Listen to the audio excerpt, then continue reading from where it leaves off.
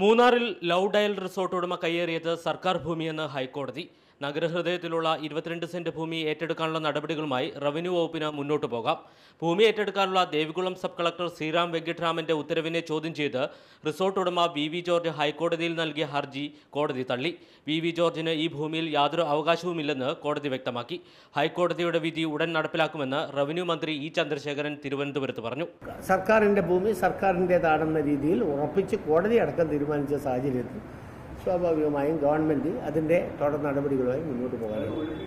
നേരത്തെ വില്ലേജ് ഓഫീസിനായി ഭൂമി ഏറ്റെടുക്കാനുള്ള സബ് കളക്ടറുടെ നടപടിയെ ചോദ്യം ചെയ്ത ഇടുക്കിയിലെ CPM, CPI, കോൺഗ്രസ് നേതാക്കൾ മുഖ്യമന്ത്രിയെ സമീപിച്ചിരുന്നു. ഇതിനുശേഷമാണ് വിഷയം ചർച്ച ചെയ്യാൻ മുഖ്യമന്ത്രി സർവകക്ഷി യോഗം വിളിച്ചത്. ഭൂമി ഏറ്റെടുക്കൽ തടഞ്ഞ മുഖ്യമന്ത്രിയുടെ നടപടിയിൽ പ്രതിഷേധിച്ച് റവന്യൂ മന്ത്രി യോഗത്തിൽ പങ്കെടുത്തിരുന്നില്ല. റവന്യൂ വകുപ്പിന്റെ നടപടിയെ ശരിവെച്ച ഹൈക്കോടതി വിധി മുഖ്യമന്ത്രിക്കും CPM, CPI, കോൺഗ്രസ് പ്രാദേശിക നേതൃത്വങ്ങൾക്കും തിരിച്ചടിയാണ്. മാതൃഭൂമി ന്യൂസ്, കൊച്ചി.